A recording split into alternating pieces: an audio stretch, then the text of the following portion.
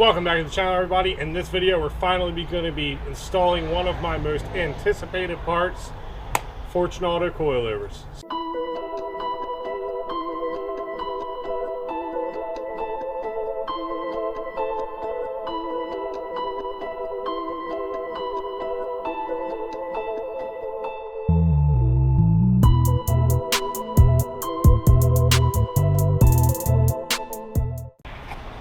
Alright, so first thing we're going to do is I'm going to go ahead and show you everything that we got to install in this video.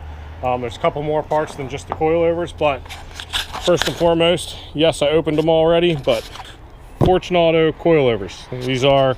They're 500 series true rear coilovers. So for those of you that don't know, the 350C has a divorced spring in the rear. These are true coilovers for the front and the back. I also got the Swift spring upgrades. And the spring rates in these are 10K front, 8K rear. So not super aggressive, but should do us good for right now. So let's go ahead and get some of these out. Here is a rear. So basically they're height adjustable, preload adjustable, damper adjustable. They're a digressive spring and a digressive shock. And there's a front. What we have to do first with these is set preload. Preload on all of these is a little bit different for different suspension setups, but for the 350Z, we just need an 1/8 inch of preload on both the front and the rear.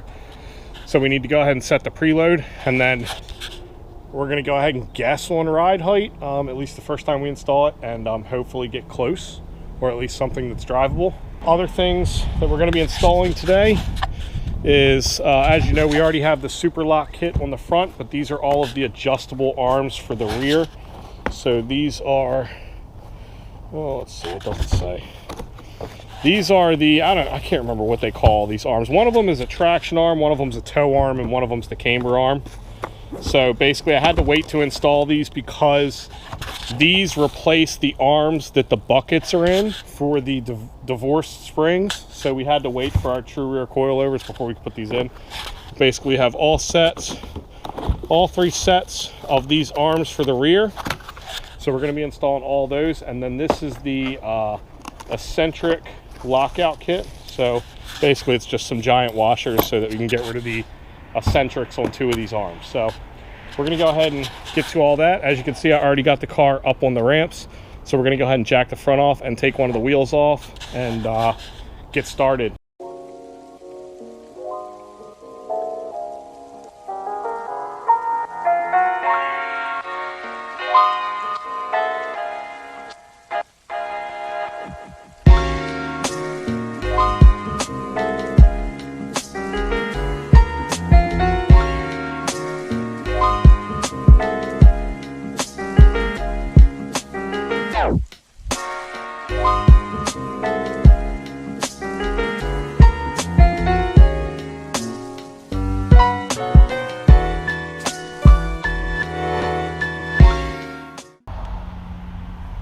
I mean, whew, after that settles a little bit, that's going to be so sick.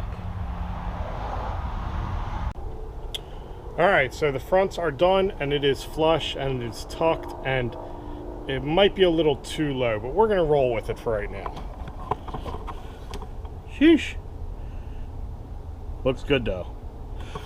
So we'll lose a little bit. I mean, the front's really low now. I can tell it's significantly lower, which it's not great with because I had trouble getting out of my driveway already. But we are going to get the front's going to come up a little bit once we lower the back. So we'll see how it looks when we're all done. Probably leave it at the height it is until it settles, and probably we go to a drift event and just kind of see how it acts or drive it around for a little bit. So the back ones are pretty much the same thing. We're going to take the shock out and the divorce spring out, and the new true coilover just goes in where the shock is. But the hard part is the top of that shock is like in there somewhere. So we got to figure out how to get to that, and I don't exactly know how. I've taken some of this stuff off before, but I've never made it all the way to the top of the shock. So first thing we got to do is get some of this stuff out so that we can reach the top of that shock, and then we'll do the same thing. We'll jack up one side and just get to it.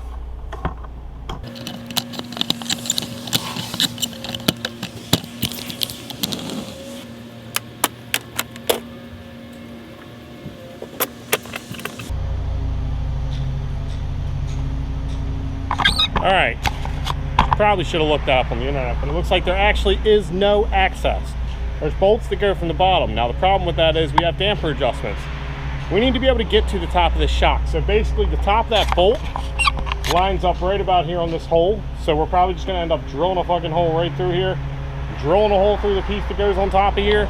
That way we can reach the damper adjustment. But I didn't need to take any of this off except for this piece right here. So don't make that mistake. Learn from this video. Let's get the back jacked up and get some wheels off. All right, so basically aside from the access portion, this should be pretty easy. We just got to get this spring out, so we'll go ahead and loosen this bolt so we can drop that lower arm. This is actually going to get replaced with some new stuff in another video. And then we got to loosen this bolt here. 2 bolts up the top there. Take that guy out. The new shock goes in place of that, and then we'll be good to go.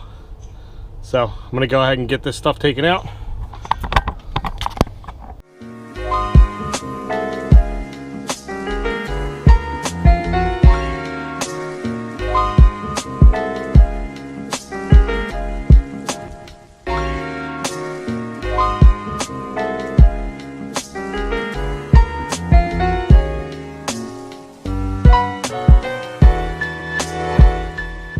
All right, so the 245s over the 235s are only like a 1/4 inch taller, so only an 1/8 inch taller on one side. So we're gonna take it up another inch and get this tire tucked under there like the front is.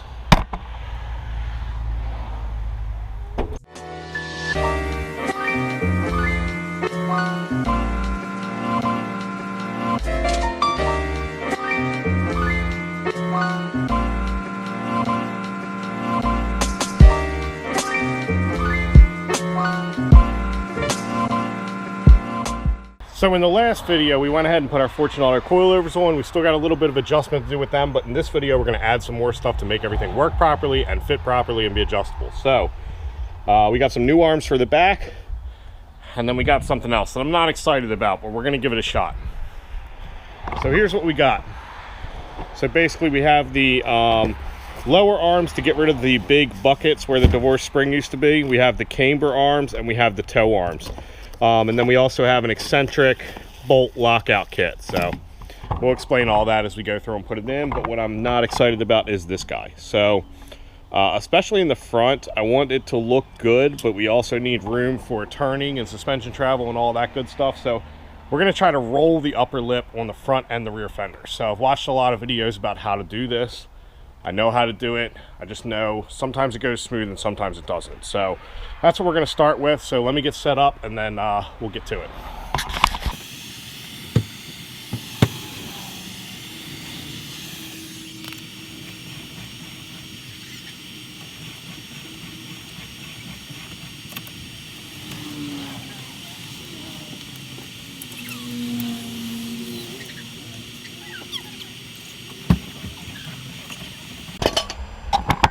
All right, so general sentence for a fender roller, it's garbage, don't even bother wasting your time.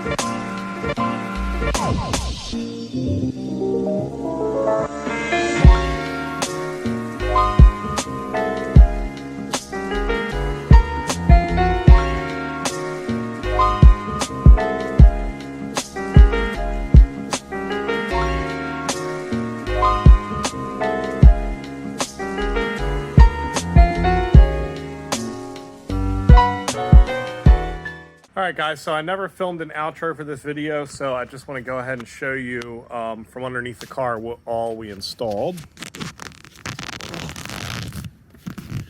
Whew. So there's all the arms on the far side here. So let me see here, can I point? Yes. Okay, so that one is the one that replaced the bucket. That's why it's the longest one. The divorce spring's no longer there. And then there's that one there, and there's that one up in the front there. Let's see here. Again, I'm not sure which one of these is which. I think the longer one here they call the traction arm. I think that lower one down the bottom is the camber arm, and the one in the front is the tow arm. Right now, and again, that's both sides.